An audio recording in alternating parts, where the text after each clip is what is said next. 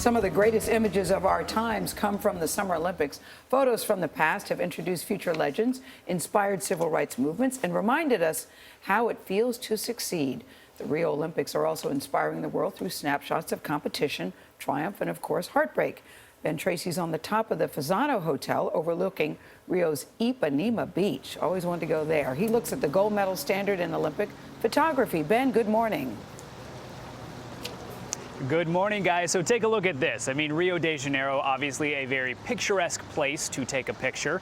But when it is your job to document the Olympics and your photos are sent all over the world, well, let's just say the bar for that is pretty high.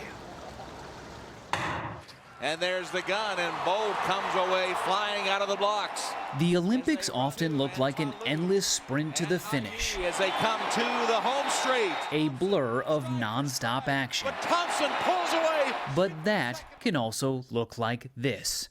A singular moment frozen in time. A full story in one frame. An image is going to last a lot longer. It imprints itself in your mind. And when something does stand out because it's different, it's spectacular, you remember that photo. Photographer Dennis Paquin has been creating these images for the past 17 Olympic Games, including Michael Johnson's Star-Spangled Celebration after winning gold in Atlanta. He's now Deputy Director of Photography for the Associated Press, with a team of 61 photographers in Rio. Their work is used by news outlets around the world. We're sending on average about 3,500 photos from these Olympics, which is the highest number ever. 3,500 per day? Per day. That's a lot of photos. That's an incredible amount of photos. I can barely keep up looking at all of them.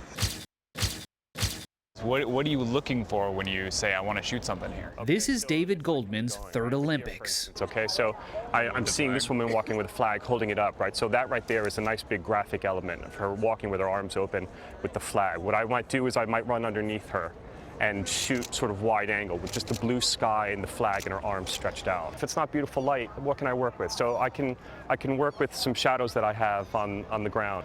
Got the rings, but focused in instead on the shadow. So I made that my focal point. The amount of rings and torches that I have shot probably number in the hundreds or thousands.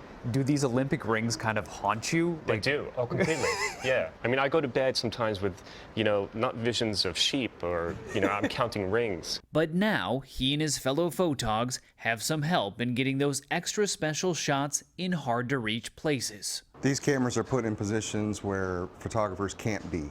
There's no physical possible way for them to be there. David Phillip helps operate 8 robotic cameras and dozens of remotely controlled ones in every corner of the Olympic venues. They are hung in the rafters for ultimate overhead shots and sunk in the pool for unique underwater, under-body perspectives. If somebody gets a great shot, it's out to the world in how many seconds? The photo can be out in the network in under 2 minutes.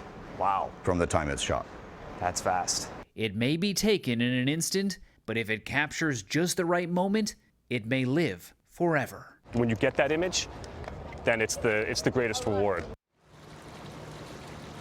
These photographers sometimes find themselves capturing a moment they didn't quite expect. During the Winter Olympics in Sochi, David Goldman was in a VIP room with Russian President Vladimir Putin. He took this picture of the Russian president checking his nails at the exact moment that one of those snowflakes did not become an Olympic ring at the opening ceremony, which was kind of an embarrassment. But by the time Putin turns around and starts looking at the monitor again, all was well with the world, and he was spared that embarrassment. Until, of course, he learned about it later. Margaret? Ben, can I just say one thing? You've done such a great job down there. Thank you so much. Aw, thank you, guys. It's been a blast. Look for the girl from Ipanema. Yeah.